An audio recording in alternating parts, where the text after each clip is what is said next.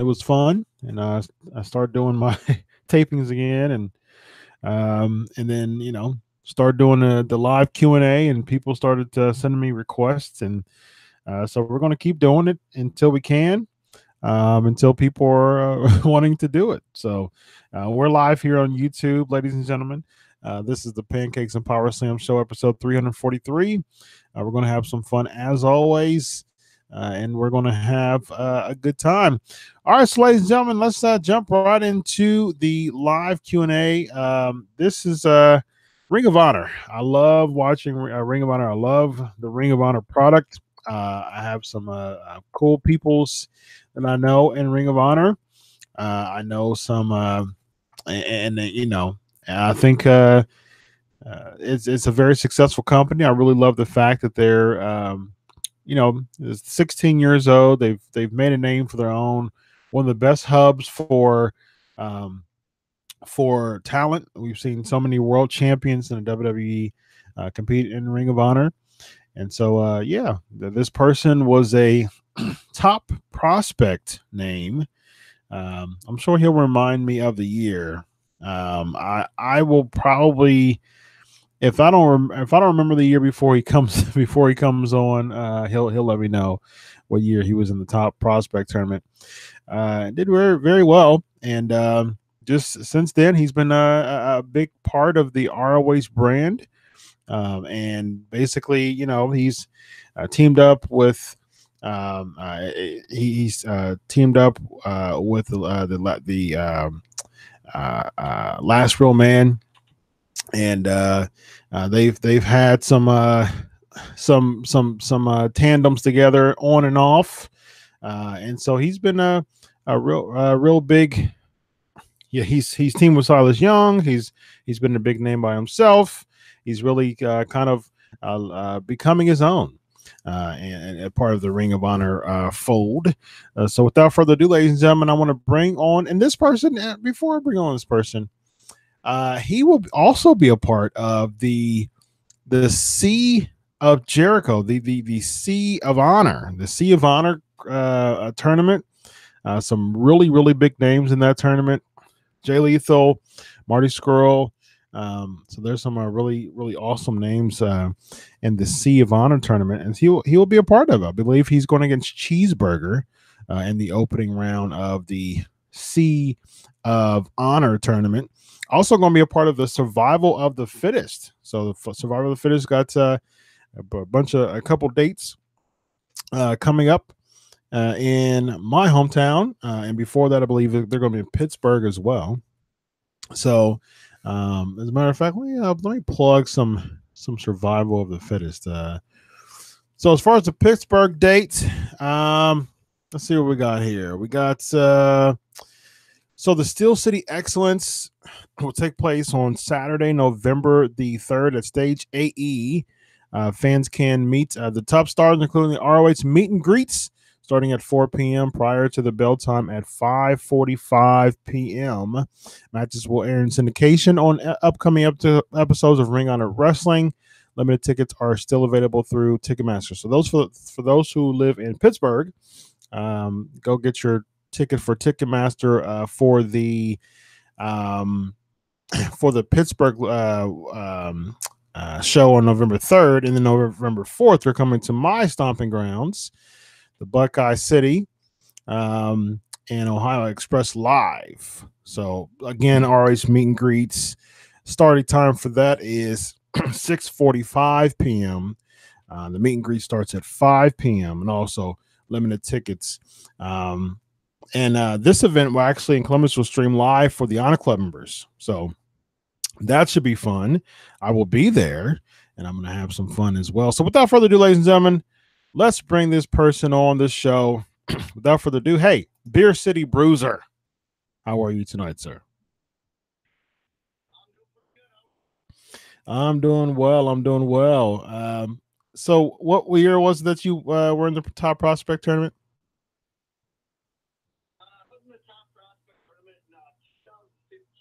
Okay, so 3 years ago. Yeah, I remember. That's how I remember you as being a part of the top prospect tournament, and you did a pretty good showing there. And so how did that? So obviously the Top Prospect Tournament and the success that you had in the Top Prospect Tournament helped catapult you to become a regular in the in Ring of Honor. How did that really help you with just really establishing your name for the company and being just someone who that was a frequent on the show and one of the top names of the brand? It helped out a lot. I ended up going to the semifinals and having a really good showing with the company. And then afterwards, you know, they gave me a little bit of a singles run, just testing me out and stuff like that. And then in July of that year, when we were in Minnesota, they put me and Silas Young together. Yep. And we just had good chemistry as a tag team that they ended up deciding to get behind us and pushing us strong as a tag team. That just been kind of making my name, you know, for myself since then. Yeah, but absolutely. So you do go against Cheeseburger on the Jericho Cruise tournament, right? Yeah, me and Cheeseburger first round. It's not my first dance with Cheeseburger, but right. It won't be my last. He definitely, I started feuding with him real early in Ring of Honor. Yep. One of my first feuds actually was with Cheeseburger. Mm-hmm. Yep. So, I remember that. When we do this first round of the Honor tournament, I can't wait to punch him in the mouth and pin him 1, 2, 3 and move on. I remember that. All right, so let's get right into the questions here. Rob is asking, were you inspired by ECW more so than WWE or WCW? Seemed like you would have a great fit in there with a guy like Balls Mahoney or Bam Bam Bigelow. What was the question? Were you inspired by ECW more so than WWE or WCW?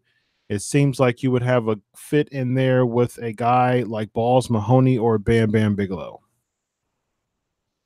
I was a big ECW fan when it first came out. Yeah, I think when ECW was at its peak, I was still just a teenager. And it kind of spoke to me, the storyline and stuff like that. And I was always drawn to the bigger guy.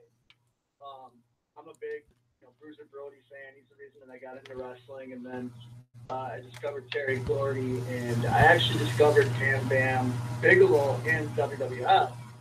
And then when he debuted as part of the Triple Threat with ECW, man, I was hooked. The stuff that Bam Bam, he's one of the most underrated big guys out there, and I think he should be added to the conversation when people talk about some of the best big men in the business. Yes. So yeah, I would say I take a lot of influence from Bam Bam. Now that I'm wrestling full time and stuff like that, I usually go back and I'll watch a lot of Bam Bam's old stuff, especially from ECW, because he was so creatively free in ECW, and I just love watching the stuff that he did with Spike and Taz, and, going through the stage, going through the ring. I mean, that stuff was yes. groundbreaking. Yes.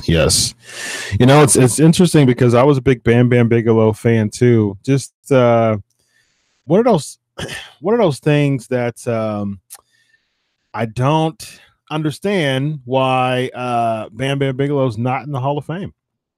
So it's a really interesting mystery. He may be there next. He might be there next year, but he hasn't been in there yet.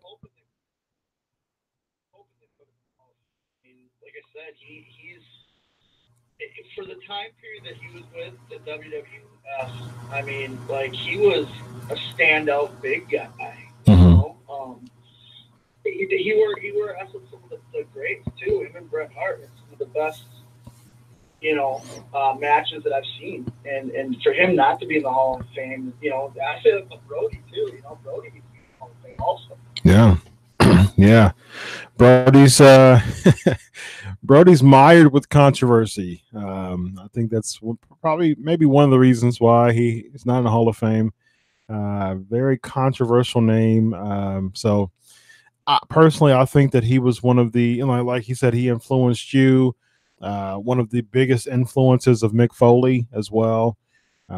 So yeah, it's he's definitely a name. So yeah. All right, so we got a few more questions here. Wild Boy's asking, how is it teaming up with Silas Young?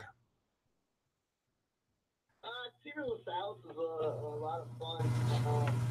Silas and I broke in around the same time here in Wisconsin, and we used to travel together while we were on the Indies. And we never really tagged with each other. So when we got to Ring of Honor and they started tagging us together, it's kind of just natural. We're both, real men that like to fight and drink.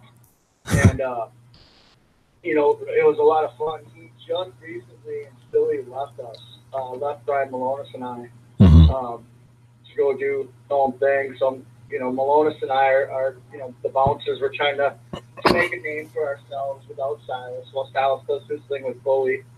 You never know what the future holds. Yep. Absolutely. But Silas was an instrumental part in you becoming a household name in a Ring of Honor. So he definitely has a big contribution to your success in the company. I'm sorry, you broke up again. What's that? I said Silas Young definitely had a big contribution to you becoming a household name in Ring of Honor. First started with Ring of Honor, it was my first experience with a national or international company. So the travel was a lot more. The getting on TV and wrestling, for the TV crowd. I had to get used to that. And Silas, kind of helped me make that transfer from just wrestling in front of a couple hundred people in a VFW to wrestling in front of thousands of people and millions of people on TV. Mm-hmm. And he showed me, hey, this is a schedule we got to do, because it's, a lot of early mornings to catch your flight, and then a lot of late nights after doing the shows and stuff like that. And he kind of helped me make that transition from just a regular everyday, indie wrestler into a professional, bona fide Ring of Honor star. Yep. And we definitely saw that on TV as well. So absolutely. All right. Rob is asking, do you foresee any time in Japan as 2018 closes and 2019 draws near? Japan, I can't wait to go back to Japan. Doing the Honor United or the Honor Rising tour was my first experience in Japan. Mm-hmm. It was an amazing experience. Nice. And I'm hoping 2019, holds more time for Bruiser in Japan. Mm-hmm. Kind of made an impact when I was over there, this past Honor Rising tour. Kind of opened some eyes in New Japan, and I'm hoping that in the end of 2018 all the way into 2019, I'm hoping to go back there and continue to make my name for myself in Japan. Yeah, absolutely. All right, so GSP is asking, are you a Packers fan? Yes, I am. I'm a Packers fan. I'm a Brewers fan. The Brewers went to Game 7. 7 games with the Dodgers. I'm a diehard Packers fan, even when we're struggling. Born and raised here in Wisconsin, and Packer fan for life, Brewer fan for life. I'm a Titans fan, man.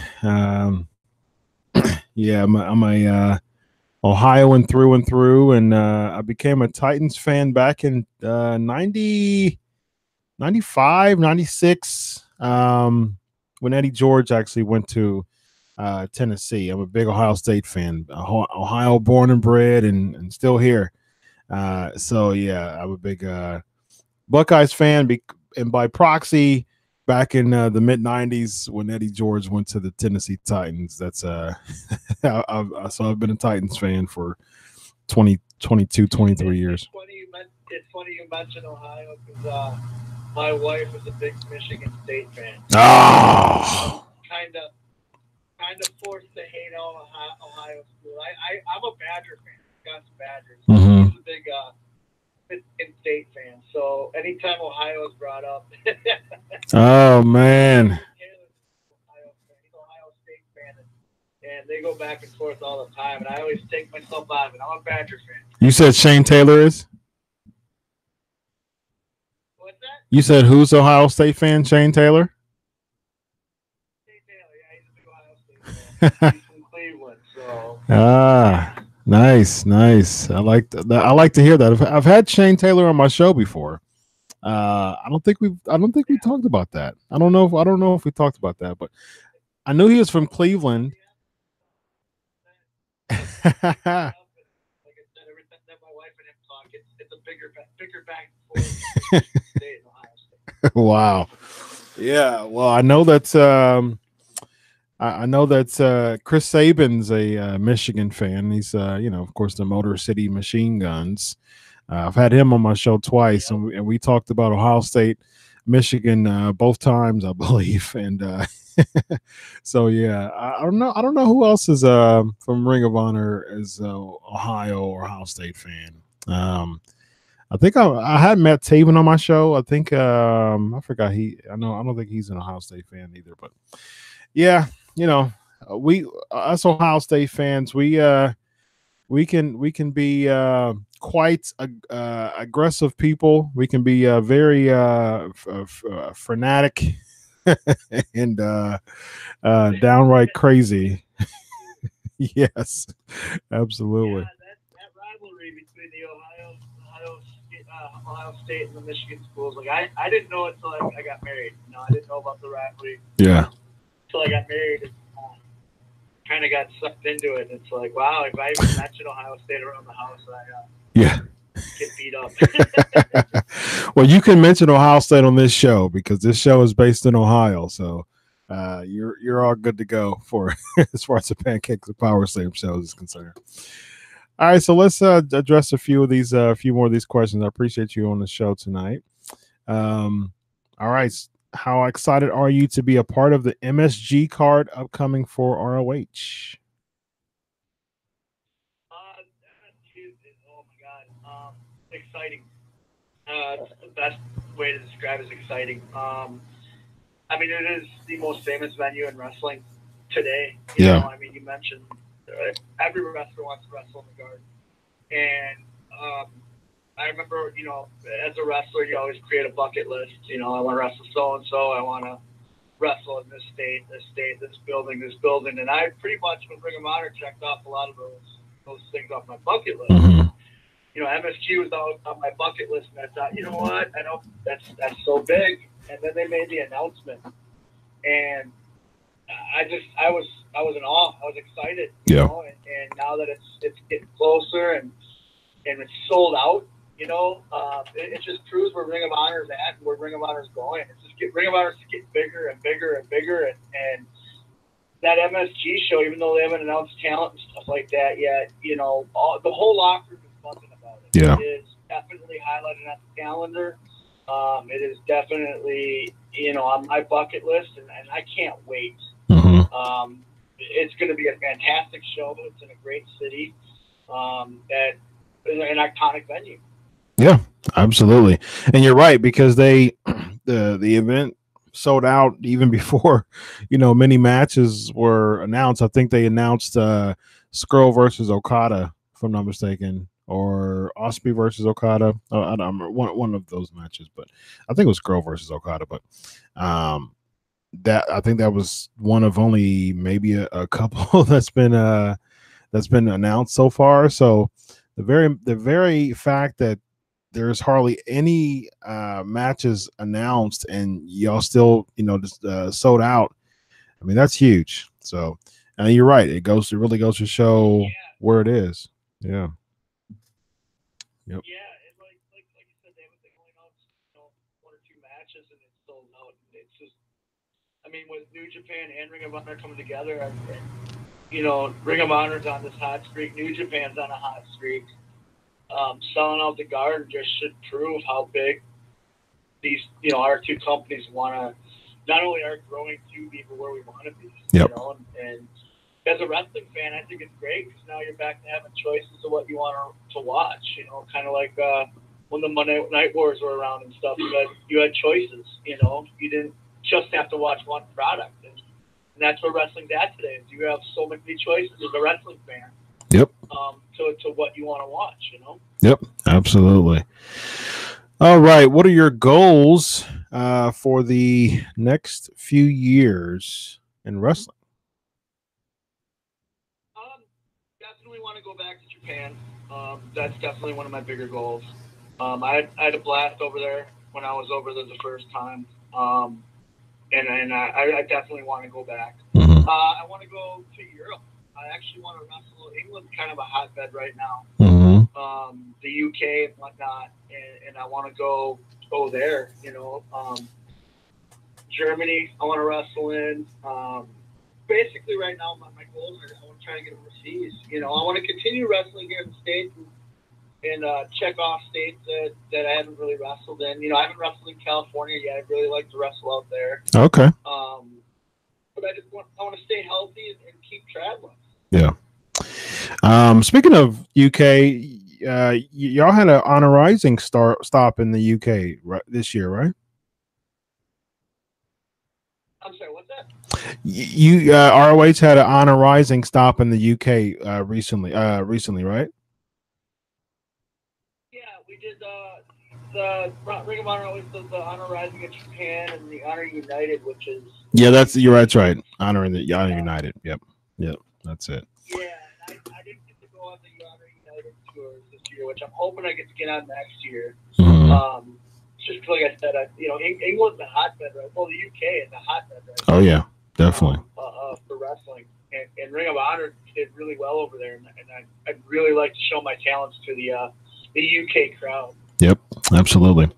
All right, a few more questions for you before we let you go. With your upcoming entry into the Lexi's asking this. Hashtag AxeBCB, by the way. People are using that, so thank you for those who are unaware. With your upcoming entry into the Sea of Honor tournament on Jericho's Cruise, is there anything unexpected or new that you would be bringing to the match? Anything new? No, I mean, you never know with my matches. I'm always learning and trying to come up with new stuff to show the fans that, you never know what to expect when the Beer City Bruiser gets in the ring. Everyone just, they look at my size and think, oh, he's another big guy, and then I'll bust out a frog splash or a Vader senton or something like that. This could be a wrestling match on a boat, so we're going to see what there is. It's got an open bar, so I'm definitely going to have a few cocktails, some beer before I get in the ring, and you never know. Check it out on Honor Club when it starts streaming, and you might see something new and impressive. I mean, I have 2 tournaments in the next 2 weeks, so I got to come up with something to throw my opponents off balance to advance in these tournaments, Yeah, absolutely. All right. What would be 3 people you would like to face in the WWE currently? The WWE currently? Mm-hmm. I'd love to wrestle Bray Wyatt. Him and I think our styles would match really well. I would like the WWE side includes NXT, I guess. I want to wrestle Tommaso Ciampa again. Mm-hmm. I've wrestled him a lot in Ring of Honor. I wrestled him and on the Indies. And then I'd like to see me and Brian Malonis, the Bouncers, take on Heavy Machinery. Ooh. I think that would just be a shakes and wakes. Big man, big man. Yes. Man meet each other and just going to town. That's a lot of meat. Yes, a whole lot of meat right there. Yes, lots of shakes and weights. As there you go. That sounds like a big that sounds like a pretty good angle for a match. All right, so last question. Go ahead. What were you saying? Oh, okay. I thought you were elaborating on the shakes and weights heavy machinery meat fest as a possibility of all right, so let's address the last question here, and it is let's see. After the unfortunate accident involving Jay Lethal last year, was there ever a point you ever considered either removing the frog splash from your arsenal or stepping away from the ring? You're breaking up after the Jay Lethal incident last year. What? Was there ever a point you ever considered either removing the frog splash from your arsenal or stepping away from the ring? No, the frog splash is I mean, I hit the frog splash, it's over. You know, Jay Lethal got lucky last year when he you know, I put him through the table, and then the rematch, you know, he moved. It was my mistake for going for it again. You know, Jay's a smart wrestler, you know, so he planned and you know, it's my mistake going for it. But that's definitely in the arsenal. I mean, you got 300, you know, plus pounds coming off the top rope, laying across the body. That's definitely going to finish somebody. You know, so that's definitely going to stay in the arsenal. Definitely going to stay as a finish for me. I don't know anybody else, you know, that hits it as pretty as I do, you know, so I'm definitely going to keep it. It was unfortunate what happened to Jay, but it was needed. You know, Silas needed the help with the champ, and I was happy to help out. Awesome. Bruiser, appreciate you coming on the show, man. You got a couple of big events coming up soon. That is the Sea of Honor Tour and the Survivor of the Fittest weekend. Let the listeners know about it. Yeah, it's going to be a great time. Like I said, 2 tournaments in the next 2 weeks. You know, Sea of Honor tournament, you said it earlier, has got some of the best wrestlers on the planet, you know, in it. I'm looking forward to being the first Sea of Honor tournament winner. I'm going to do everything it takes to make it. And then Survival of the Fittest. Last year, I got eliminated first round by Shane Taylor, but I ended up wrestling Cody Rhodes the next day for the ring. So this year, I want to go a little bit further. I want to get that #1 contender shot for the belt. Lethal's the champion. I know what he's about. I've wrestled him before. And, definitely going to go through these tournaments full bore with a new mindset that I want to win. You know. Very excited to get back to Pittsburgh and Columbus. 2 great venues, and the tournaments are just going to be fun. I picked Jericho Cruise this weekend. I mean, I'm excited, man. Miami to the Bahamas. It's full of wrestling, rock and roll, comedy. Like, doesn't get much better than that. Yeah. You're going to be wrestling, but even if you weren't wrestling, you'll just be sitting back and enjoying yourself. So, yeah.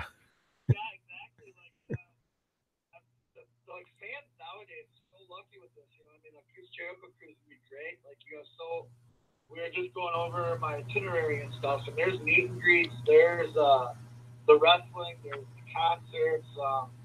You know, it's not just vacation. Like everyone thinks it's a vacation for us Ring of Honor guys. No, like they got to schedule pretty much the whole day with meet and greets and wrestling, and we got to be accessible to the fans. You know, and very excited for it. Yep, awesome. Bruiser, it's been a pleasure, man. Appreciate you coming on the show tonight.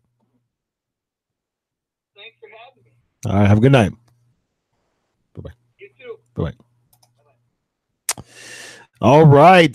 Sea of Honor Tour this weekend.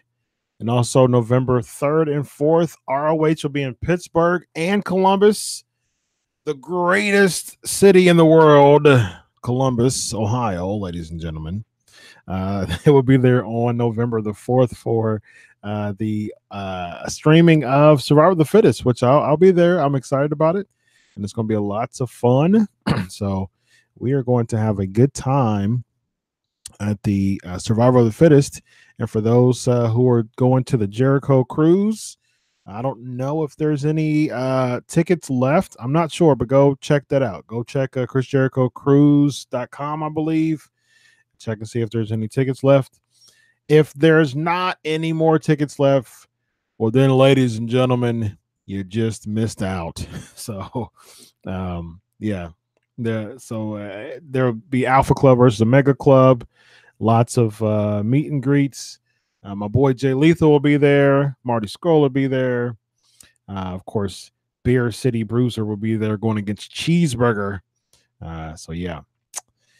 Rob says I should have went to the Jericho Cruise. It's a tax write-off for me. Yes, that is awesome. That is true. You know, it's so funny because less than 10 cabins, well, boy. Okay, cool. Thanks, CJ. Shout out to the Pancakes and Powerslams show. Yeah, that'd have been fun going to the Jericho Cruise. Yeah, that'd have been super fun. I would have had lots of media, just like I did. I usually do. The only time I really go away. I mean, I attend all of the shows here. Like I said, I'll be going to the ROH show.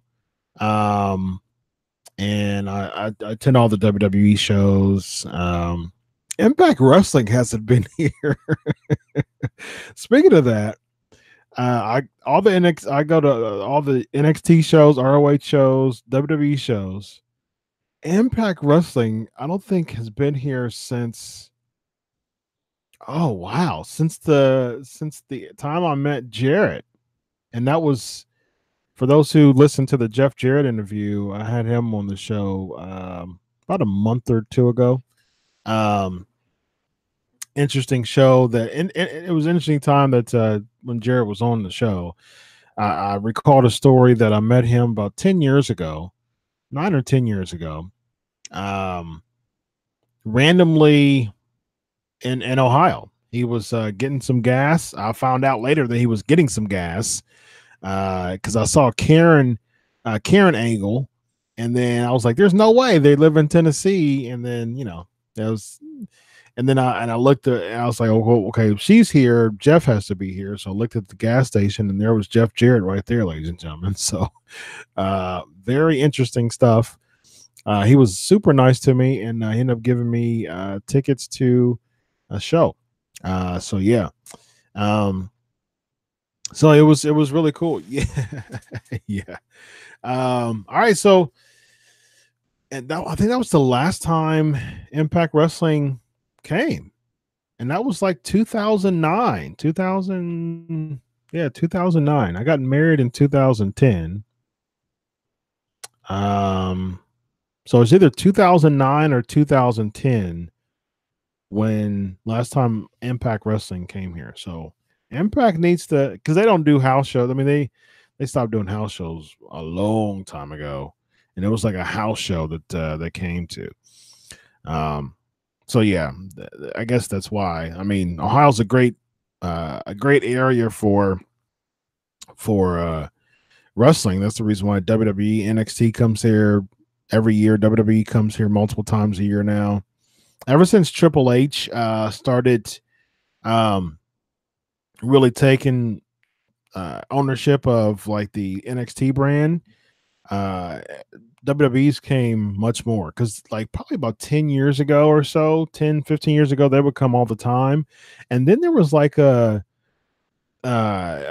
few year gap that they would barely come, like maybe once a year, maybe, and maybe like maybe like a once a year thing. But now they come all the time. I think there's a house show in December. I think that's like the third time here. They're having more pay-per-views here in Columbus now. So WWE likes Columbus again. And they're always here. NXT's always here every year for the Arnold. It's a yearly thing. So, but thanks for everybody who participated in the Beer City Bruiser Q&A. You guys are awesome as always. You always make the show fun, and let's address some Ask Chris questions. Okay, yeah, Mike, we'll definitely be talking about Roman Reigns here. Jose Chris Featherstone, you're the man. Thank you very much. Greatly appreciate it. Let's see what else we have. I think that's about it. Okay, here we go. Speaking of Jarrett, ask Chris. How do you feel about Elias's face turn this week? Good question. We'll talk about that just a moment on the Raw recap. Jose, should they bring John Cena? Lesnar or Orton to TNA to bring the ratings back up. John Cena is definitely not going to do that. So yes. Ben will be there in December. All right. I think that's about it. All right. Cool. I think there's one more Ask Chris question. All right, here we go. GHP, could you cover the new information regarding the WWE Network? Sure thing. So they're thinking about a $15 tier that would include the independent shows like ICP and Progress, the UK indie shows, which will be ICP, Progress. I'm about to add one of y'all as a moderator so you can delete some of these messages. GHP, I'm about to do that. I'm about to add you as a moderator so you can be the patrol, the P&P patrol. There you go. All right. Let's see for the show there. All right. Well, boy, I did not. I appreciate. I am sorry about that. I did surf. I did surf. So thank you for the thank you for that for sure. But I will still be checking for you, Wild Boy. I'll definitely be checking for you. All right, so let's go back to the let me go back to the tier stuff. All right, so the $15 tier, ICW, and Progress, the UK promotions, also more live events will be there, and also there were also talking more NXT events. So. Yeah, you know, it's one of those things that I'm not a big fan of that. I'm not a big fan of monthly or bi-monthly NXT shows, the NXT takeovers. I think the point I think the big point is that the takeovers are kind of like the Saturday night's main events of NXT. You got the big build-ups, and you have the exciting matches, and I think it'll take some of the luster off. So, not a fan of that. Okay. All right, Lexi's asking, given your advanced clinical knowledge, can you please provide an analysis on the Roman Reigns situation? I ask because some things are unsettling to me. Well, medical, anything like psychiatry, that type of medicine is not my scope of practice. My scope of practice is mental health. I'm in the mental health industry, and I'm about to be a doctor in forensic psychology. So I can tell you anything that has to do with the psyche and the brain. But as far as, unfortunately, I can't provide much when it deals with the actual disease of leukemia. I do know that it's like a 54% chance, somewhere around there, of surviving after 5 years. And then it actually drops like to 40 something percent on the second go round. This is Roman Reigns' second time. It was in remission for a while, and 57%. Thank you, Lexi. And then it actually drops in the 40s, I believe, for the second go round. So, but the thing is, I think Roman Reigns is 33. I'm definitely praying for him. It was super duper tough. Mike is asking if I was emotional during the Roman promo. Man, super duper tough. And actually, we'll jump right into that. Evan Tech Prout.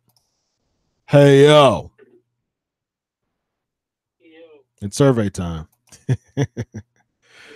You sound good now. First was like a little choppy, but the Illuminati was trying to come in. Right. But, absolutely. Did it hit you back on regular? Yes, absolutely. It's great. So let's talk about this Roman thing. Let's jump right into the headlines. Let's do the headline music for the audio. So without further ado, ladies and gentlemen, headlines. Here we go.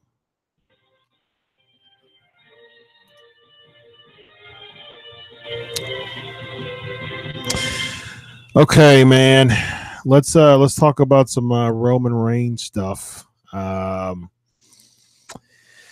So the crazy thing is that he came out saying that I don't remember what he says verbatim. He talks about how he was promised to be a fighting champion and so forth.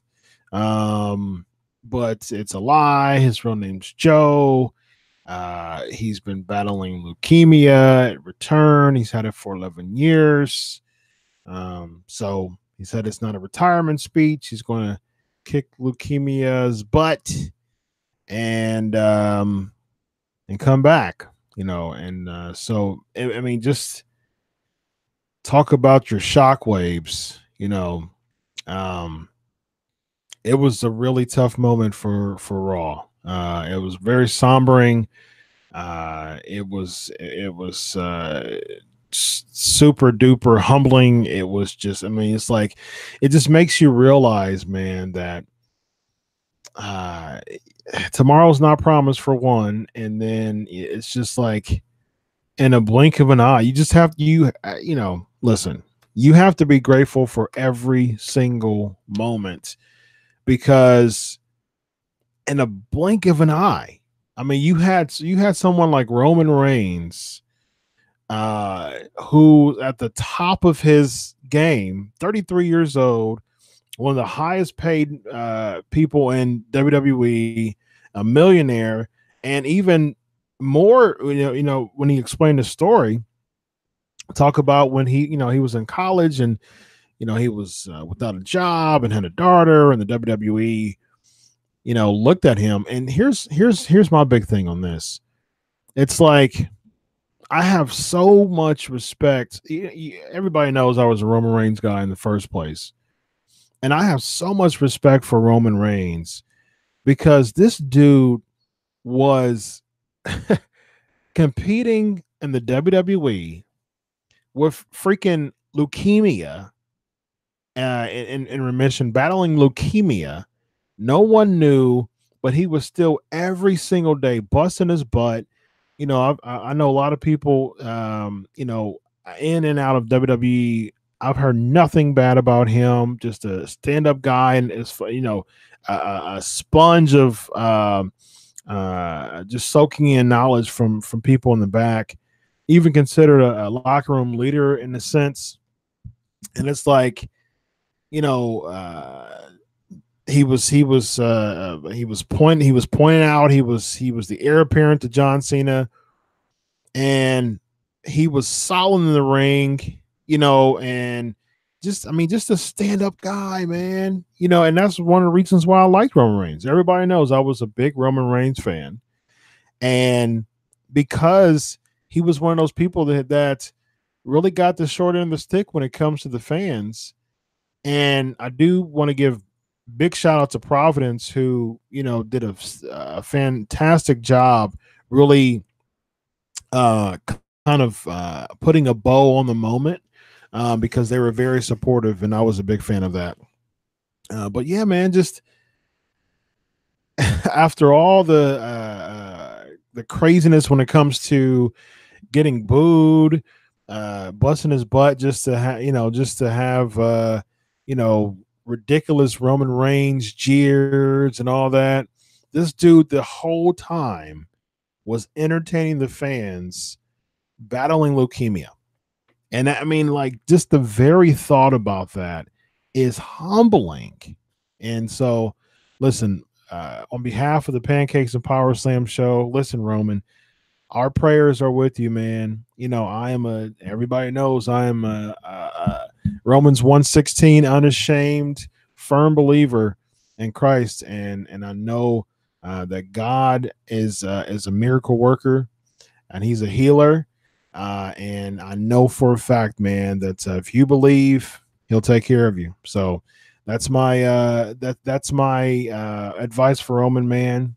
Believe that God will do it. God can do it. Fight, and use your age to your advantage. Pray like nobody's business, and believe like nobody's business, man. Believe until you can't believe anymore. And pray like crazy. Pray like nobody's business, man. And we'll be praying with you as well. So, Roman, let's do this. Let's do this together. And let's make sure that we continue to support Roman Reigns. And so I'm excited. I'm excited about this journey. It sucks that it had to be a part of that. That he had to get it back and had to get out of remission. But if anything that I can say, if there's any silver lining in this, you know, one of my biggest things is, listen, man, you know, I'm definitely praying that that in this moment, in this journey of battling leukemia, that God can use you to be a beacon of light to someone else who's struggling, who don't think that they can beat it, who's depressed, who's going through a lot of emotional turmoil because of being in leukemia. You know, you can be the beacon of light to show them that not only are we in this together, God is with us more than anything in the world. So prayers are with you, Roman. And I'm excited to see you on the other side, man. And here's the thing, from a wrestling standpoint, you know, prayerfully he beats this and he comes back. I was thinking about this, man. Listen, Roman Reigns is going to be the biggest babyface in WWE. This is definitely not. This wasn't the scheduled way of making him the company guy in WWE. But you know, again, cup half full type of guy I am, and man, he's going to be the the biggest babyface. The pop that he's going to receive when he comes back, it's going to be like the pop that Roman Reigns receives, ladies and gentlemen. It's going to be huge. And just the footage that will be captured, and just the moment that's going to happen when Roman Reigns comes back, it is going to be absolutely incredible. So that, to me, if I was Roman Reigns, that would be something that I would be looking forward to, is the pop that he will receive when he comes back. It is going to be absolutely glorious.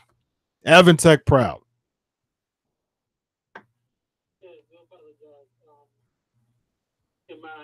My father delayed, so bad feedback again. I can hear you, but it's a little choppy.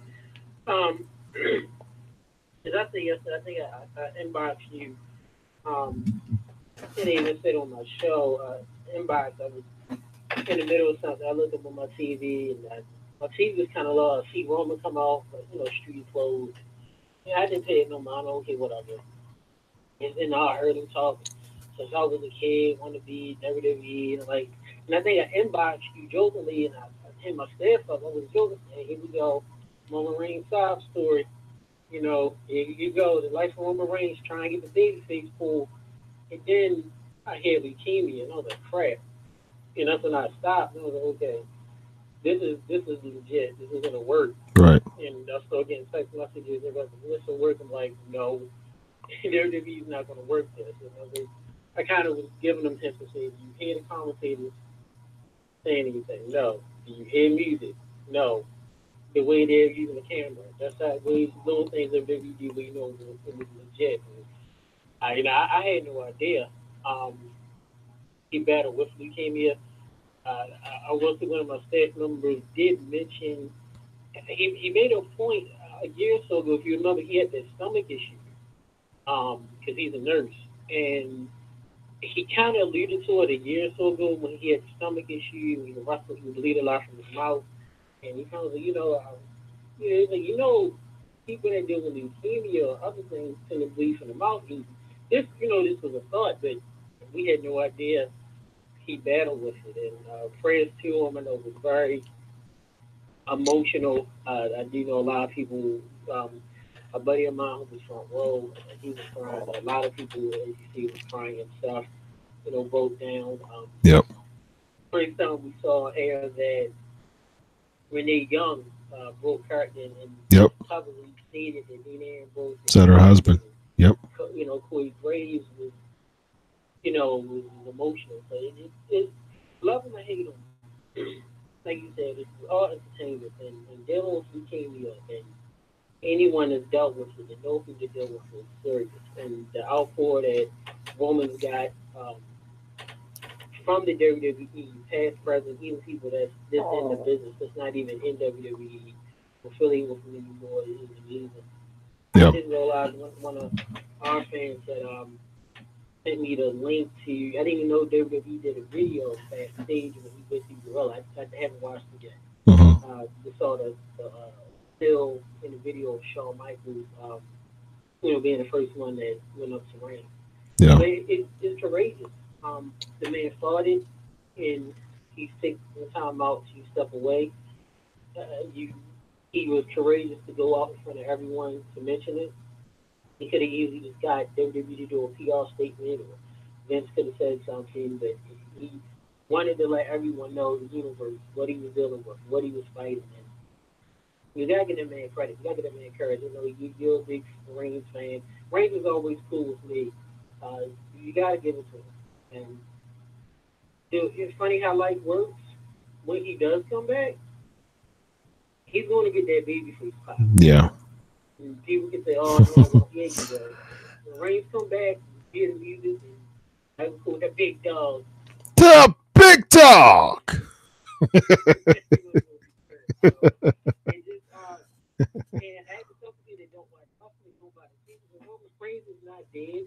They didn't know the tweets. If you look some of the tweets, some of it kind of sounds like he's not dying, he's not dead. He's just taking time off his battle between he'll be back. We will all, believe in the Lord and the healing power of Christ. And to anyone that's listening that believe in the Lord, he has healing power. And if you don't believe in Christ, any higher power or monotheism, or any monotheistic being you want to believe in, he'll get past it. There's gonna be a hole. Like you will realize now how much Reigns meant in that spot that Reigns filled. Now that he's gone, temporarily. Yeah. Yep. But on the flip side, like you said earlier on my show, back when Austin was kind of gone in 01 and excuse me, and Triple H was kind of gone when he kind of went through that period, the ruthless aggression era. Now, time for, we love football, next man up. kind of interesting to see who WWE is going to push. Yep. We get to see who's going to take the brash ring. Well, I can't use that today. Yeah, looks like Braun. They turned him right back face on Raw. So, yeah. Ask Chris questions here. There are a bunch. So let me see what we can do here. Multi Apples, good to have you back, man. Thoughts on Charlotte Flair versus Becky Lynch and the fan reaction? You know, here's the thing, man. I'm not really big on Charlotte versus Becky, the feud anymore, because it's just misplaced to me. They're like trying so much to really make Charlotte the face and Becky the heel. But I mean, you know, granted, Becky is getting more boos than when she used to. I think people are booing Becky because they just don't care as much anymore. It was exciting when Becky had kind of like the Austin character, but now they went against each other too much, and it's like they're really trying to tap into as much water to make it like completely dry. I mean, they're trying to squeeze blood out of a turnip for sure, man. And there's no more layers really that you can really put on this feud. I mean, they're doing a last woman standing match. You know, they're billing as a first ever, which is cool. You know, that's a good step to it. But there's not many more layers left in the match, and then, you know, it's not exciting for me anymore. So yeah. Mike is asking, I think Braun will win at Crown Jewel. The next top feud will be Braun and Drew. What do you think? Yes, I think that is exactly what's going to happen, actually. Braun will become champ as people wanted Braun to be champ throughout the entire year. So he'll get his moment. And him and Drew, which is a pretty good feud so far. Let's see. More Ask Chris questions. All right. All right. I think that's all right. How will the chemotherapy affect him? Will he lose weight and lose his hair? I know he can get through whatever's put in front of him. I mean, we'll see. Well, I mean, we'll definitely see, you know, if he chooses, you know, to go the chemotherapy route. So we'll see. What happens to Dolph now? DX is asking. Yeah, I mean, unfortunately, you know, Dolph goes back to Dolph. I mean, that's really what the only thing that you can say about that right now. Dolph goes back to Dolph. So he's a workhorse. He had an opportunity. He had a good opportunity to really do something here on Raw. Became tag team champion. We weren't really expecting much, but when he did come to Raw and when he did, you know, have the tandem with Drew, I think it was a great way to kind of reinvent himself. However, yeah, you know, clearly Drew is going to be main event level. So there we go.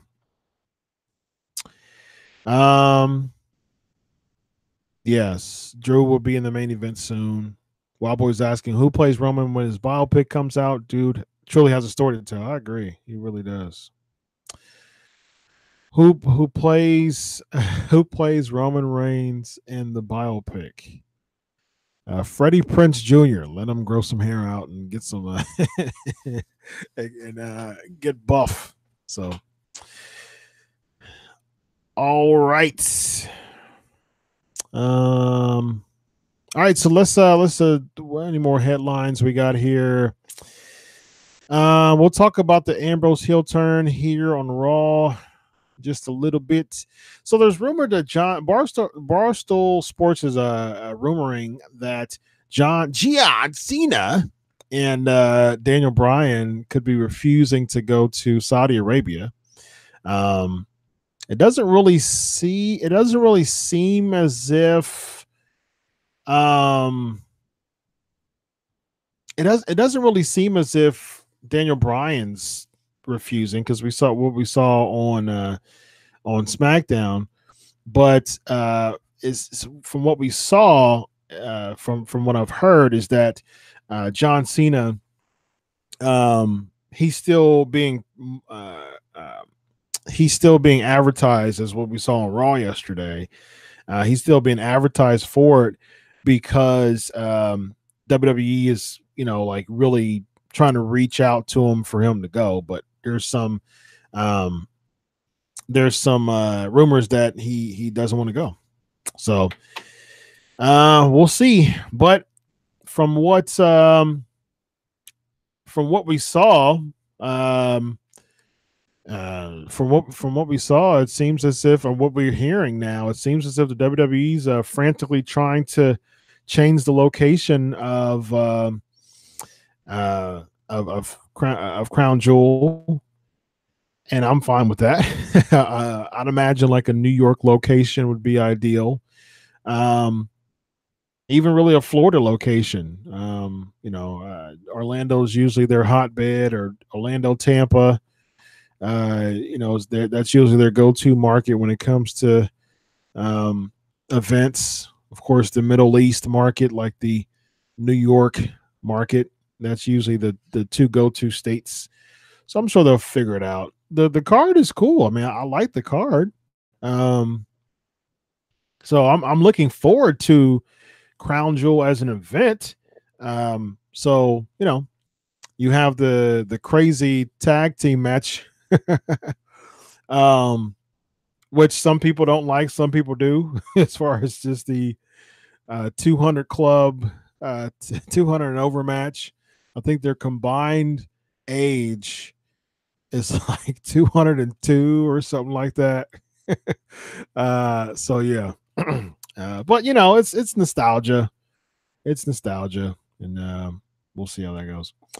All right, a few more Ask Chris questions before we get to Raw and SmackDown. Thoughts on Crown Jewel in Saudi Arabia? Yeah, it's gotten to the.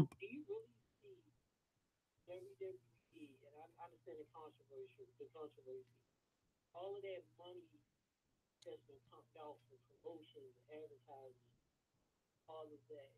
Really see WWE being very close to the date, pulling out, relocating.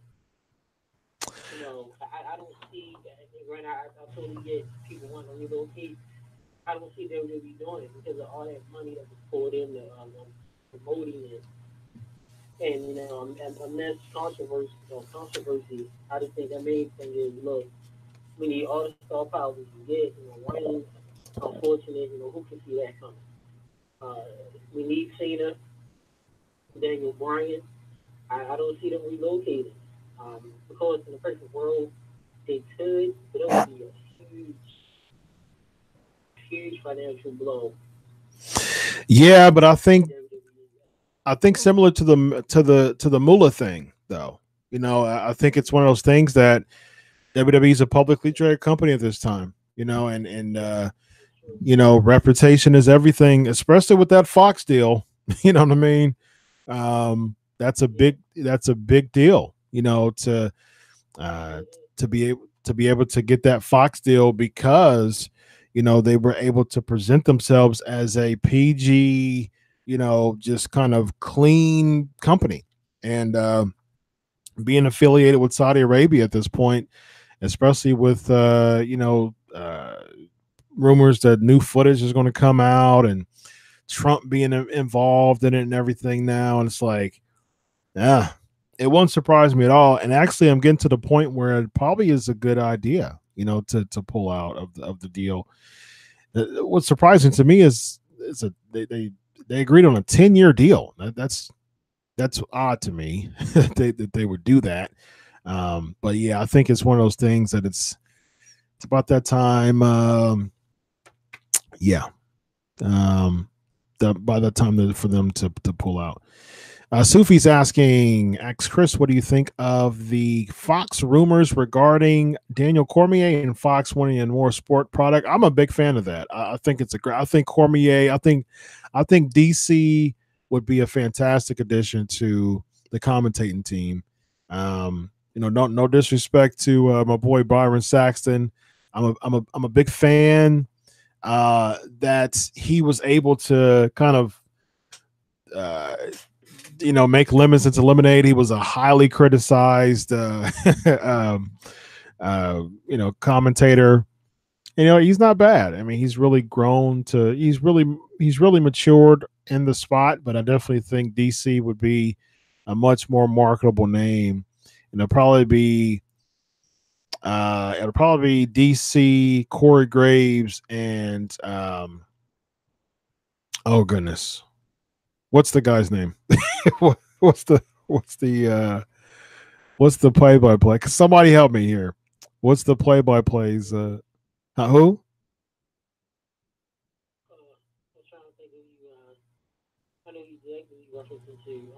Who's the play-by? Somebody in the chat room. Somebody, no, not Mauro Ranallo, which is great. Mamma mia! I'm a big fan of Mauro Ranallo. But who's the SmackDown play-by-play guy? Well, he used to be a part of Tom Phillips. Tom Phillips. Goodness. Yeah, Tom Phillips. Gosh. I guess it might be an issue if I'm forgetting who the play-by-play guy is on SmackDown.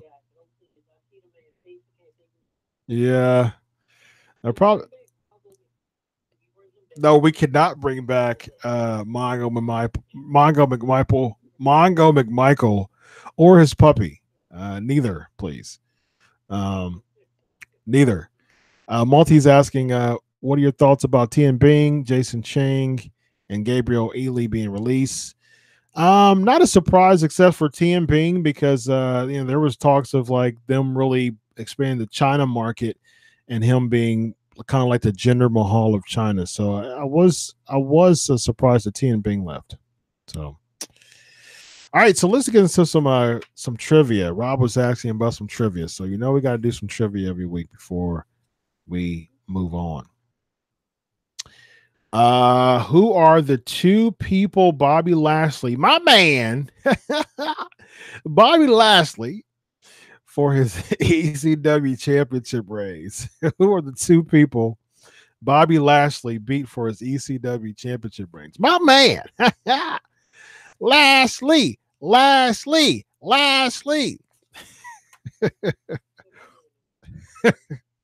That's very annoying, but I think that's the point of him being a heel, and it makes sense, man. Just annoy the snot out of people.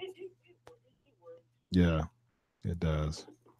It's annoying. I agree. It's annoying as crap. You know who I feel would have been, and nothing against Lio because I know I'm friends with his father. They're from Virginia. What was the man named? Abraham Washington. Yeah. Remember he was just the original primetime player? Yep. I think he would have done well with Lashley. I mean, Lio Rush is great. I totally agree. You know what? But he got asked to sit on to the outskirts with Sid and Victoria and those that WWE don't. Yeah. Act like never existed in the company. Yeah. Yeah, I know that he got into some controversy with during that time with WWE with a comment he made about Kobe Bryant, I believe. So yeah, Gabriel was asking, with the rumors of the women's tag titles, do I ever see WWE having a women's mid-card title? No, I don't see that. Yes, absolutely. GSP's asking, did you hear that they used to make Tom Phillips stand low when he interviewed people backstage? It was so he wouldn't look taller than the wrestlers. Yes, he did that often. Looks like money, smells like money. I'm getting better, guys. I'm big about impersonating wrestlers. So I'm working on my Lio Rush. I hope you guys enjoy it. Gabriel says, good impression, Chris. Crying, laughing. Thank you. I appreciate it. I'm working on my Lio Rush. I used to have a pretty good Bray Wyatt impression, man, but I haven't done it in a while. So I need to work on my Bray Wyatt too. So. You know what? We were talking about who's going to take the brass ring, with Hardy being obsolete in a ring. It'll be a first opportunity to bring Bray back. Have him challenge Braun. So beard against beard. Yeah, Braun wants a feud with Bray. So I don't want Bray as a heel anymore though. That was just so old and tired when he was a heel. So if he's a baby face, I'm totally fine with that. But as a heel, he just no. All right, good job. I see a lot of people had this right. So Big Show and Mr. McMahon, and the Big Show. Next trivia question: which Hall of Famer did the DX nickname Chin Man? Which Hall of Famer the DX nickname Chin Man? The 23-year-old piece of gold and the man of the hour. Wild Boy's asking, is it good or bad the Vince is in Lio Rush's ear during the matches? If Mick Foley would answer that question, it'd be bad, because that was one of the reasons why he didn't want to no longer be color commentator, because he despised Vince McMahon being in his ear. Sergeant Slaughter, that's correct. Good job, Brandon. Chinman, Sergeant Slaughter. See a lot of other people saying Sergeant Slaughter as well. Good job. All right, so let's get to Raw. Let's get to Raw. Daniel Bryan refusing to go to Crown Jewel. Then we'll talk about Evolution here too. But I definitely wanted to talk about the list that we made of the two WWE and non-WWE names. So we got 20 names for this promotion that we made up last week. So this promotion seems pretty fun, actually. Seems like there's some really good names involved in this promotion. And we're going to pick the faces and the heels and the champions. So I'm going to keep the list. We'll probably come back to it another day and just work with this promotion that we made. So that's pretty fun. All right, so let me ask one more trivia question before we go to Raw. I'll talk about the Ambrose heel turn. I'll just have you guys grade Raw. All right, next trivia question. What is the only singles championship DDP held in WWE, sadly? What is the only singles championship DDP held in WWE? All right.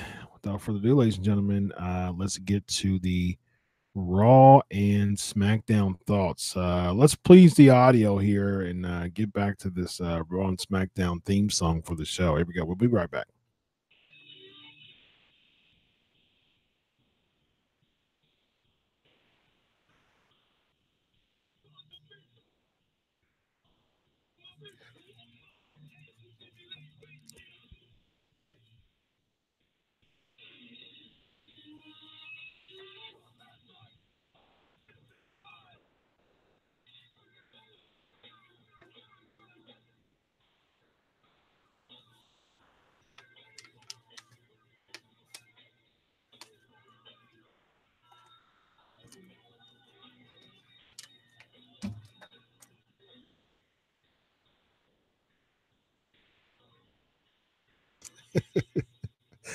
So here's the funny thing about this. I'm gonna start having a water company for my sponsor, because I think we've officially put my water drinking over on the Pancakes and Powerslams show. So we need to get some sponsors for that. Wow, boy, good job. European Championship, ladies and gentlemen. Great job. Next question. Who did Kevin Nash defeat to win the WWE Championship in 1994? Who did Kevin Nash defeat to win the WWE Championship in 1994? All right, so let's talk about you remember Gabriel. Where's the lemonade? Yes, where's the lemonade? The lemonade is actually upstairs in my refrigerator. Almost gone. I need to get some more lemonade. All right, so let's go through Raw real quick. All right, GSP, Brandon, CJ, Multi, Ben. Great job. Rob. 6 seconds. That's right. Bob Backlund. That was 8 seconds. Was it 6 or 8? Bob Backlund. The infamous power bomb heard around the world, ladies and gentlemen. All right. So real quick synopsis of Raw for those who did not see it, which I'm sure you did. We had Roman Reigns' announcement, which is very sad. Balor defeating Lashley. Obviously, there's going to be like a 50-50 booking, which is terrible. I don't understand. I guess they're trying to make Finn Balor still relevant, but I mean, why turn Lashley heel and then have him lose one of his first heel matches? Ruby Riott defeating Sasha Banks. Sasha Banks comes back from the undisclosed injury just to lose to Ruby Riott. Like, what type of booking is this? Absolutely terrible. Terrible. DX's promo interrupted by the Brothers of Destruction kind of video package they did. So yeah, it was decent. The energy was really sucked out of Raw, to be honest with you. I know personally said that, and I got all types of messages of people saying like, I'm just going to turn it off. And it, and people just weren't in it. They just weren't in it. So, and I can definitely understand why. That's what I told them at the time, man. I said, man, listen, I can definitely understand why you don't want to watch the show. And I can definitely, I see it, man. It was just, the energy was just kind of sucked out of the show. I mean, they rebounded in a way. The Rousey thing was good. I think that was cool. Heyman, I think Heyman is what helped a lot. Definitely an amazing promo guy. He was just able to so seamlessly transition from paying his respects to Roman Reigns to going right back into storyline mode with Braun and Brock. I think that was genius. I think it was great, man. This goes to show an amazing promo guy Paul Heyman is.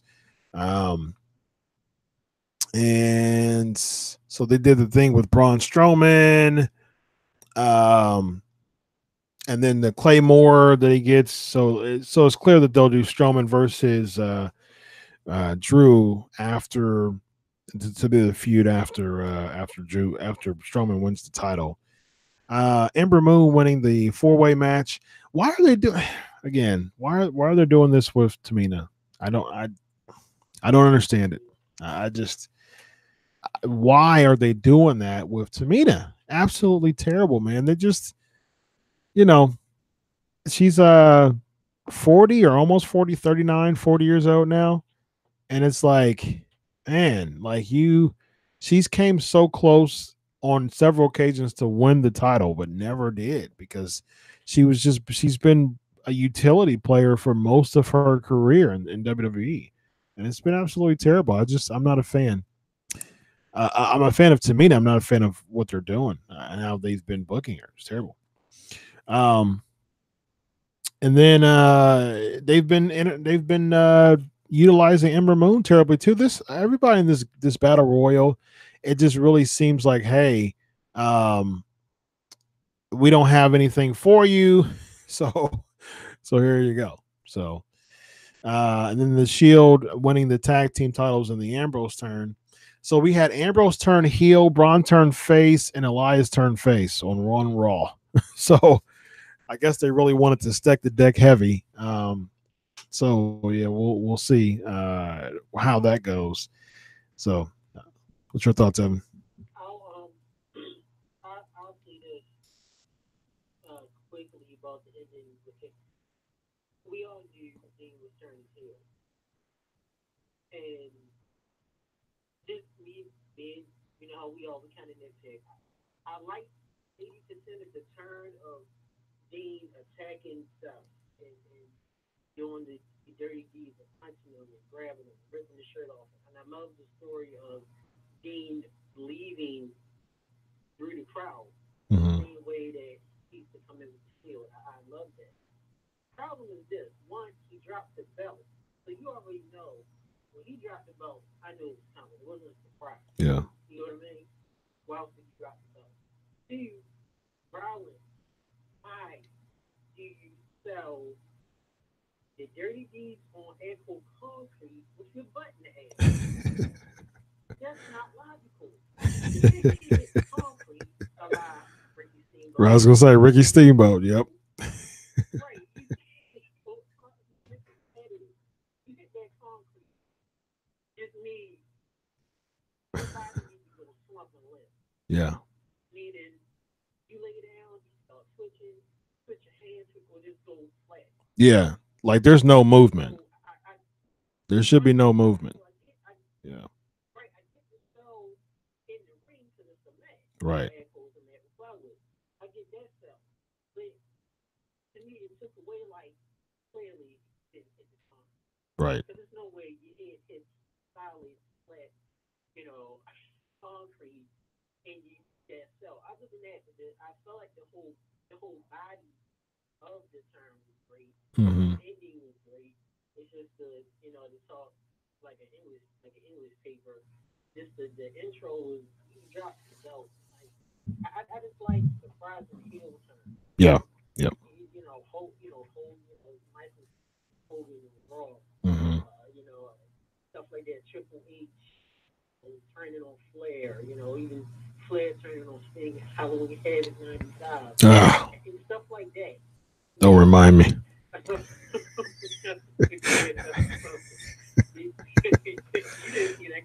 Don't remind me. Yeah, Flair was that tan. Yeah. The good old slacks.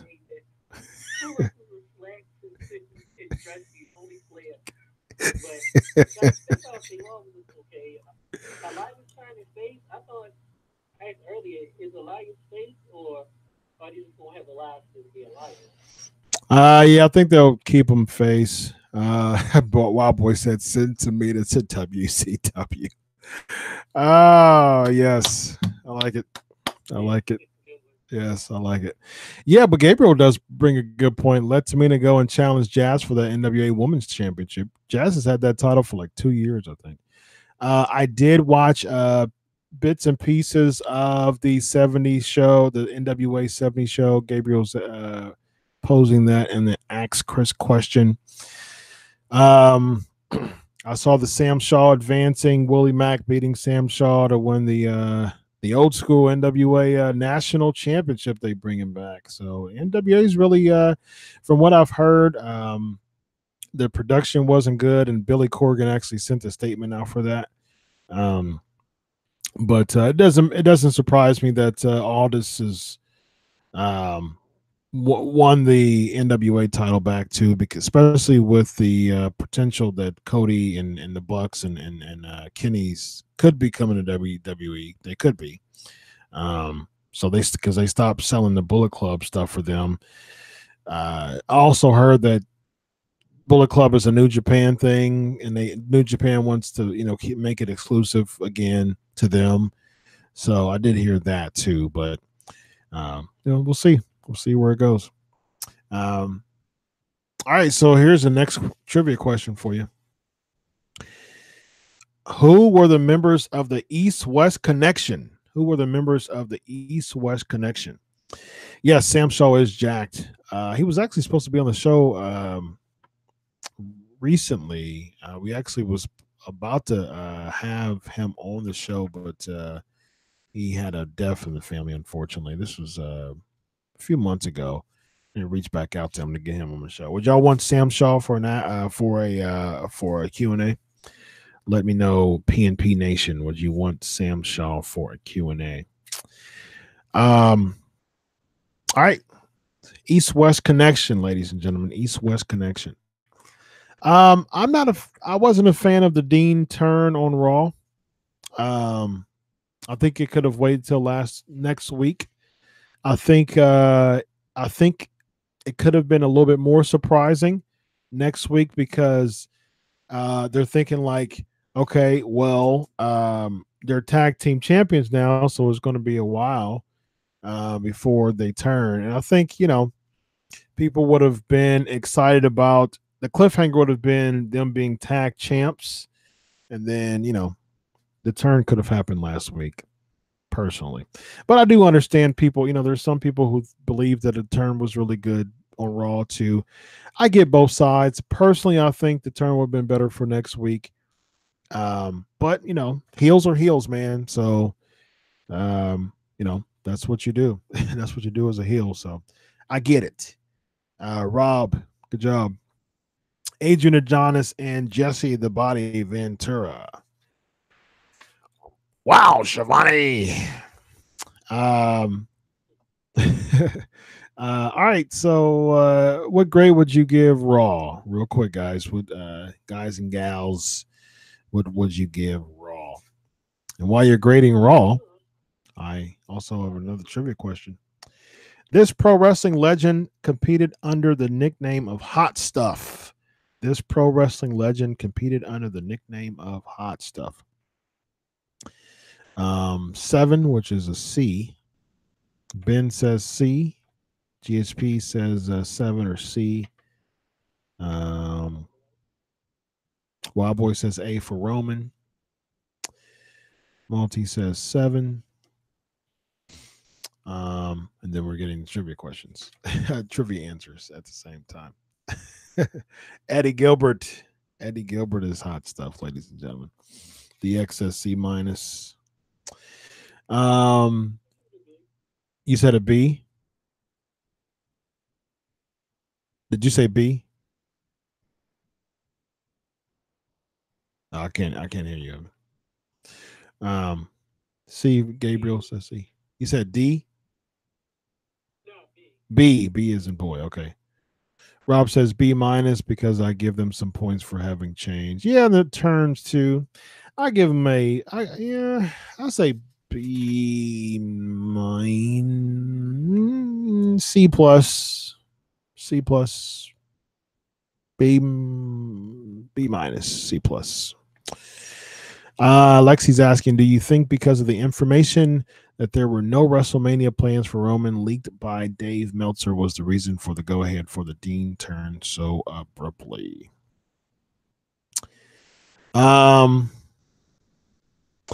No, low-key is saying D. No, I think that's because the turn was supposed to be actually before Dean got hurt. The match at WrestleMania was supposed to be Seth and Dean. So they won the tag team titles at the end of last year. Yeah, Rob, I gave it a C++. Yeah, I think that's, I think it was one of those, it was inevitable that Dean was going to turn. So, there's some advertising that the Shield is going to be actually competing before right before WrestleMania. So that's I don't know. It seems like those plans have changed. They may not. That's 5.5 months from now. So they could reconcile again.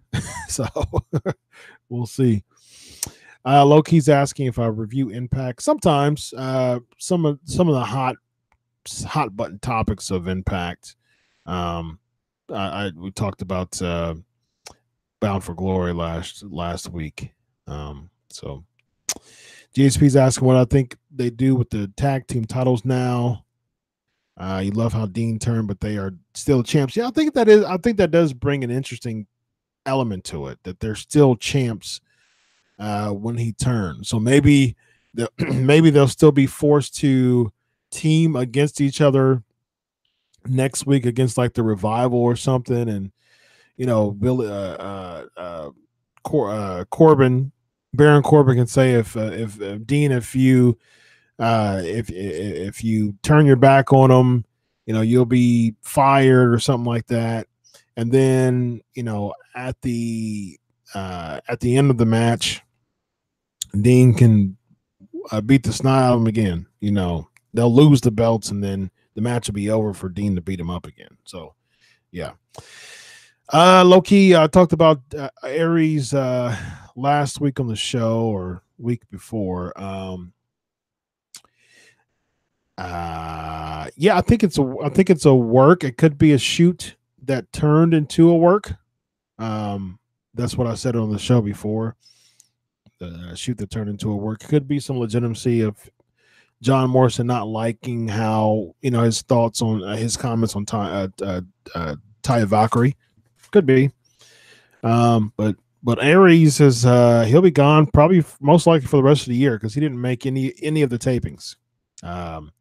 Which the tapings will probably ride him out for the rest of the year. So he'll probably be gone for the rest of the year at least. Sufi's asking, do you think Rollins and Ambrose main events the pay-per-view if they wrestle a la Cosmos, Gargano, or the title main? That's a good point. I can definitely see a Rollins and Ambrose being akin to a Gargano and Ciampa. That is a very good point, Sufi. Well said. I definitely can see that, the type of feeling and emotion that we had this year with Gargano and Ciampa. I could definitely see that. All right, next question. Who did the Godfather defeat to become the Intercontinental Champion, and what year was it? Two-parter. Who did the Godfather defeat to become Intercontinental Champion, and what year was it? All right, what grade would y'all give SmackDown? On SmackDown, we saw Kofi Kingston and Big Show going to a no contest. A lot of run-ins this a lot of run-ins today. Last night on SmackDown. Run-ins for the Kingston Big Show match became a no contest, and Big Show had like 80 choke slams. And then I love the Usos, but I think it's just kind of stupid that's that they're beating the top contenders for the WWE Championship at consecutive matches. I think that's just so stupid to me. And so it just really goes to show how much they really don't care for the WWE Championship, and how much is not. It seems like there's a part of me that believes that they're trying to make the WWE Championship look like a lower tier championship than the Universal Championship. It seems like they're not even trying to make them look equal. AJ barely he hasn't main event any joint pay-per-view since he's been champion, which has almost been a year. And a lot of times on pay-per-views, he even goes on midway, and he even goes on midway during SmackDowns. He's done that a bunch of times too. So it seems like they're not even. It seems like they're purposely trying to make the WWE Championship look inferior than the Universal Championship, which is absolutely terrible to me. Not a big fan of that at all. Especially you have Daniel Bryan get pinned, their first tag match, and now you got AJ getting pinned. I think it's terrible. Then you had Rusev and Aiden English. What a waste of a feud. You get your one night in Milwaukee, and then all of a sudden you just kind of squashed the feud on an episode of a SmackDown, on a random episode of a SmackDown, not even a go-home show. It's just a regular made them tap. That's it. And that just goes to show, how people can just change their mind in a blink of a hat. They did all this work to have them have a good feud and even have weekly sagas and everything, just to have him tap out. So what's next for Aiden English? Unfortunately, I don't see much unless Aiden. I was thinking like the next step would be Lana turning on Rusev, which to me, like the cat's out the bag. Everybody knows they're married. That would be stupid to do that. That would be stupid. Mysterio beating Miz after the Miz TV. The Evolution. It was supposed to be the tag match between Naomi and Asuka against Mandy Rose and signing the veil, but that turned into everybody just fighting each other. It's in Battle Royal. So, and then Orton beating Hardy, and that's that. Yeah, C minus for SmackDown for me. I wasn't too enthused about it.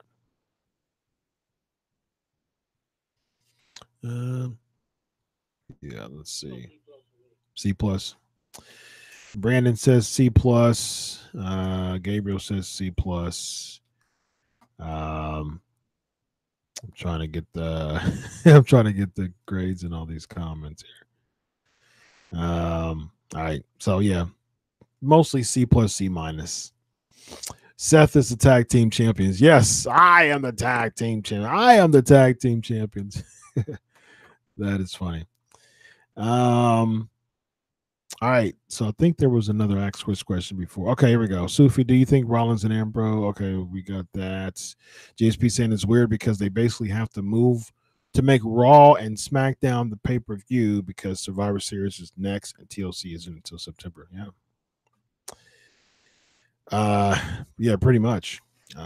Well, you got Crown Jewel. And now you got the dual brand pay-per-views, which is. I'm not a fan of the dual brand pay-per-views. I think it's doing nothing to help the SmackDown brand. We see that with Nakamura.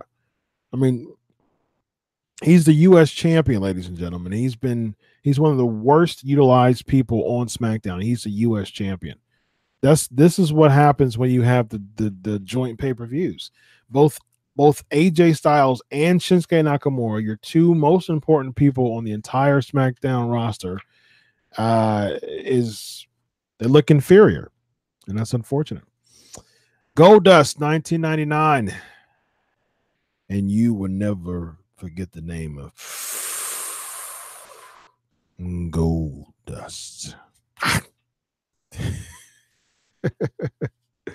All right. Before we go to the flavor of the week, one more trivia question. See, I didn't have hardly any last week. I'm loaded this week, ladies and gentlemen. This person became the first WWE champion in 1963. This person became the first WWE champion in 1963. All right, ladies and gentlemen, let's jump right into the flavor of the week. We got this list. We got this list that we're going to talk about that you all made, and we're going to talk about. So without further ado, ladies and gentlemen, let's jump right into the flavor of the week.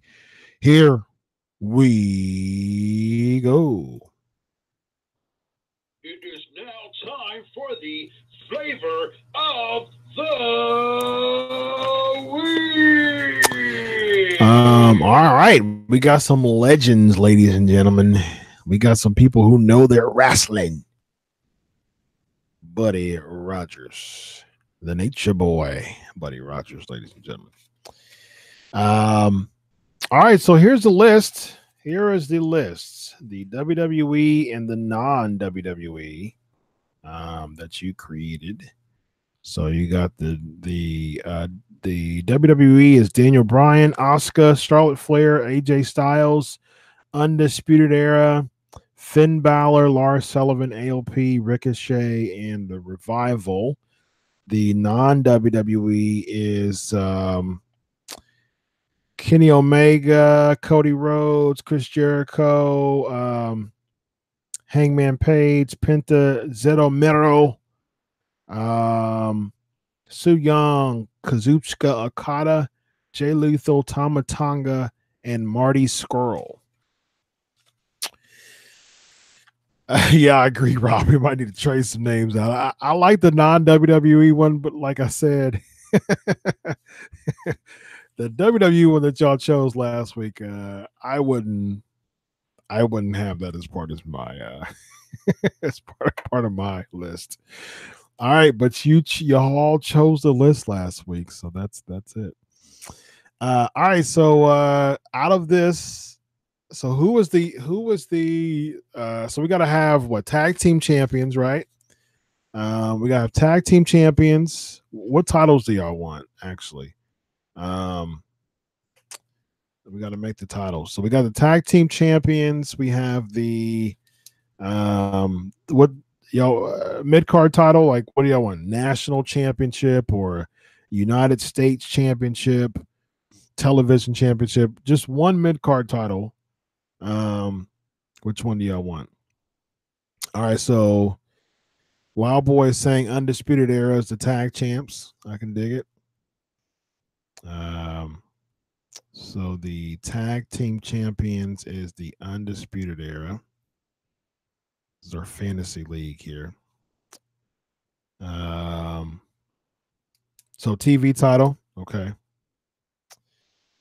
So TV is the mid card. All right. So who's the television champion? Online championship. You're so millennial, DX. You're so millennial. All right. So here are the lists. Who's the mid card champion? The TV champion is what y'all decided on.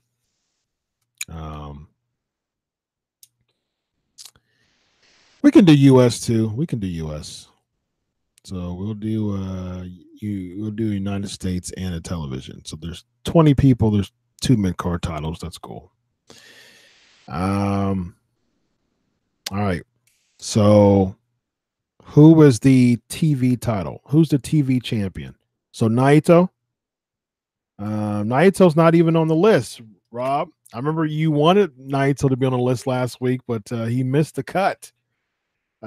He might get drafted and he might cut him, but for now we got to use this list because that's what y'all chose.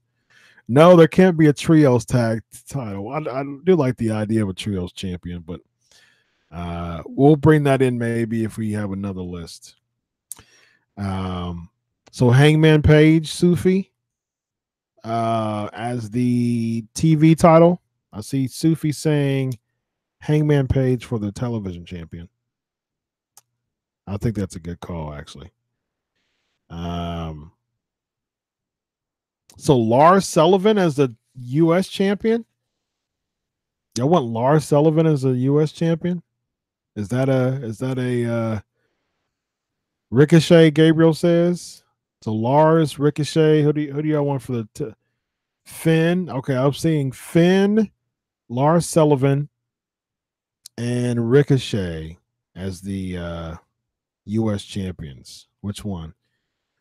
Gabriel saying Jay Lethal for the TV champ. I saw Hangman Page first, so maybe Hangman Page wins the tournament.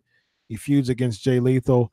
If it was my choice, Jay Lethal would be world champ, but yeah, I'm not choosing.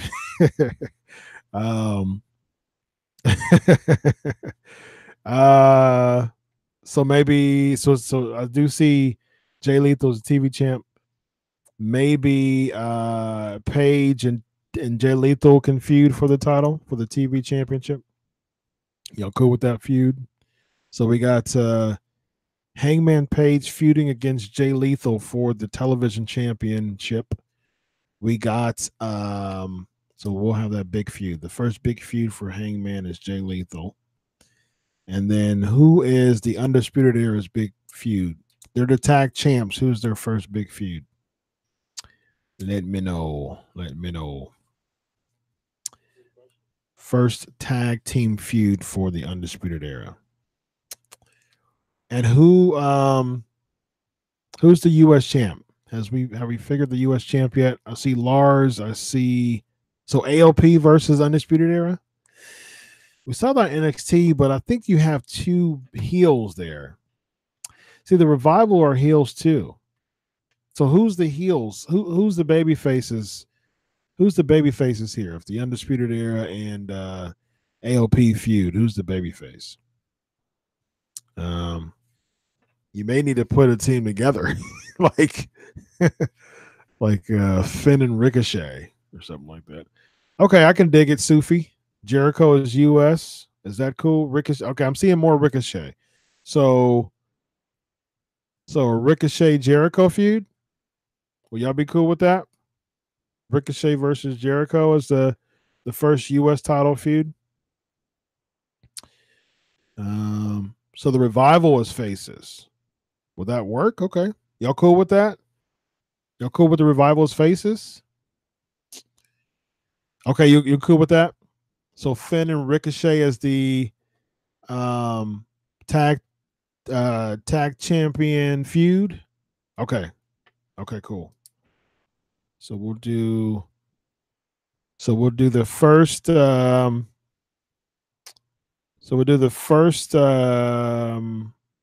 tag title feud for Undisputed Era would be Finn and Ricochet. So does that make Jericho the US champion? Do we do Jericho as the US champ? Yeah.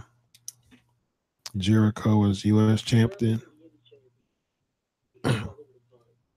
Yeah. Absolutely. I'm cool with that. So Jericho as US champion. So Finn and Ricochet are the baby faces. Undisputed Era are the heels. And then Jericho. Who's Jericho? I don't think Adam Cole's on the list, is he? No, Adam Cole, baby, is not on the list. Rob, you keep saying people who aren't on the list. So who's Jericho's first feud?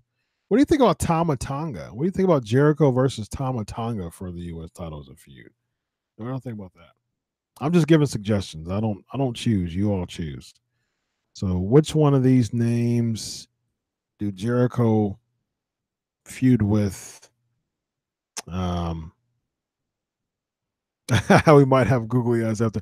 Yeah, I mean, that would be awesome. I mean, that seems like a cool feud.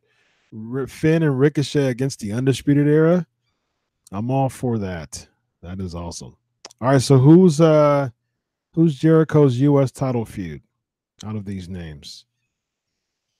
Asuka for Women's Champion. Y'all cool with that? Asuka.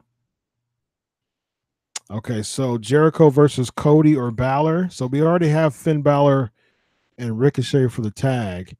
So are y'all cool with Cody and Jericho for the US title?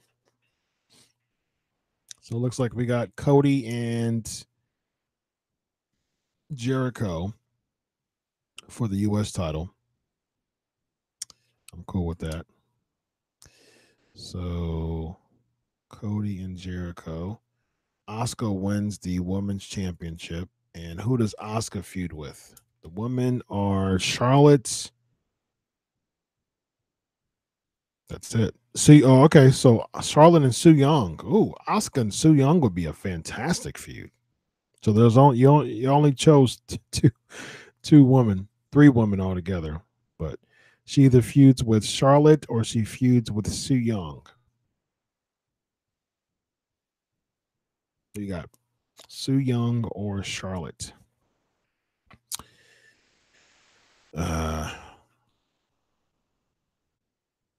Y'all cool with Su Yung? Yeah, let's do Su Yung versus Asuka. I think that's a fantastic feud, actually. All right. GSP's asking what other big guys on the card that can feud with Lars. Really nobody. Okada and Lars. Yeah, be cool. Who's the world champion, actually? Who's the world champ? Who's the world champ? We got Omega still out there. We have Penta still out there. Tama Tonga, Marty Squirrel, Daniel Bryan, AJ Styles. Who's the world champion? No Tessa Blanchard, Gabriel. That's y'all didn't choose it. Marco Stunt. That would be funny. Who's world champ? Who's world champ? Who is world champ here?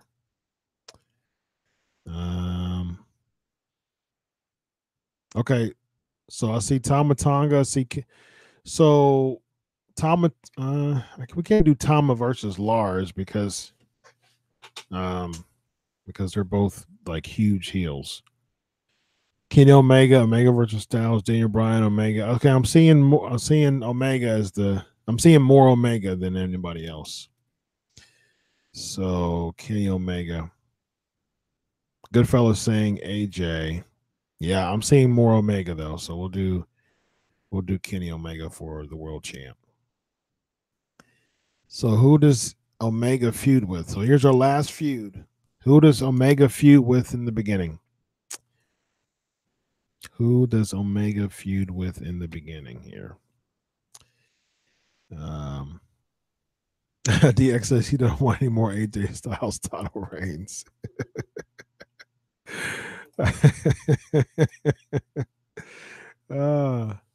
Yeah, I could see why. I could see that. Yeah, you know what, GSP? I was kind of thinking about that too. Omega and Lars. Would y'all be cool with that? Just as the beginning feud, the starter feud of the promotion, Omega and Lars. Y'all cool with that? Let me know if y'all are on board with that. Yeah, I think so. So we got Omega and Lars as the first feud. He's too good. Probably AJ's. Yes, just to start off. Yeah, okay. There you go. I can dig it. So to start off, we have Omega versus Lars, and then Omega versus AJ at the biggest event of the what's our WrestleMania name called? What's the biggest? So ideally, what's the month of our biggest pay-per-view of the year, and what's the name? So how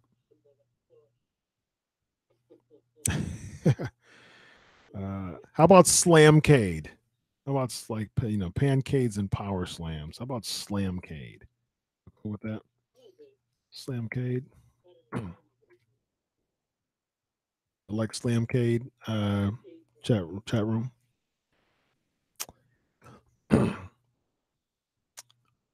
Slamcade. No, it won't be Starcade, Rob. We can't.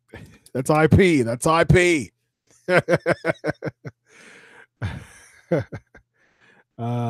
Okay, so July's the month.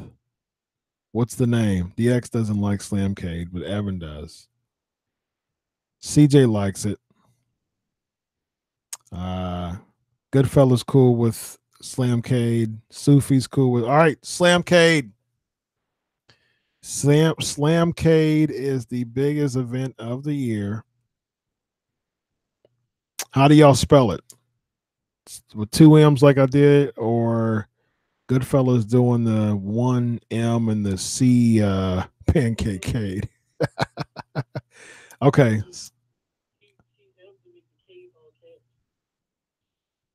Okay, so I think the unanimous is just one M and just okay, I'm cool with that. So okay, so two M's. I'm seeing two M's now. So y'all want one M or two M's for Slamcade? So Leah's saying outdoor arena. Sufi's in the UK. Y'all want the first one to be outdoors in the UK?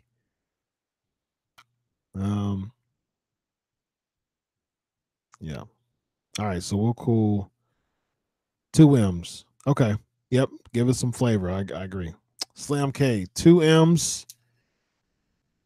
Two M's. Slamcade. And y'all cool with July? So that's usually a dead month when it comes to wrestling. Slammiversary's in October. Oh, well, Slammiversary's in June or July typically. First Pancakecade is in Ohio.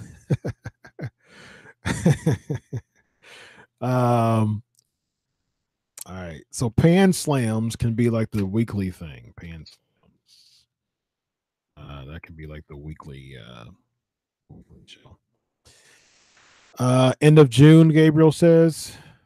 Well, we don't want to compete with Slammiversary because I think it's usually June or July. And then you have October for what do y'all think about September? All In was on September 1st, and that was like a Labor Day thing. What do y'all think about like Labor Day deal? September, beginning of September. Yep. So like the right after yes, GH, please do make an arena for it. He says, all right, Chris, don't make me make an arena for this on WWE 2K. Yes, all this right here. These are creative wrestlers. These, I mean, someone's going to 2K19. There you go. 19. There you go. You got Kenny Omega versus Lars for the Worlds. This is your 2K19. Or 18 or 17, whatever, which one you have. Yeah, so that, take a look at that. That's your 2K19, all that stuff. Rob is enticing GHP to do it. December. What do y'all think about December? Y'all cool with December? Since Starcade was December, but I don't know. I think I'm cool with September. Good weather, you know, travel will be good.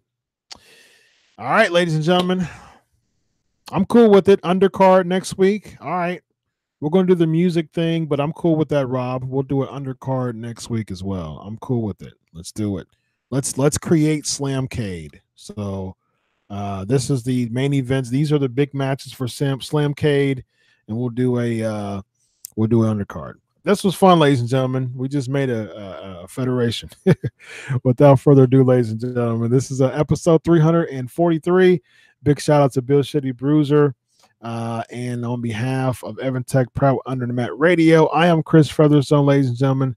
God bless you all. It was fun as always, ladies and gentlemen. Fun as always. Have a good night, ladies and gentlemen. Always remember, God bless. Enjoy your wicked wrestling, and I'll do it for you. Have a good night, ladies and gentlemen. God bless. Bye-bye.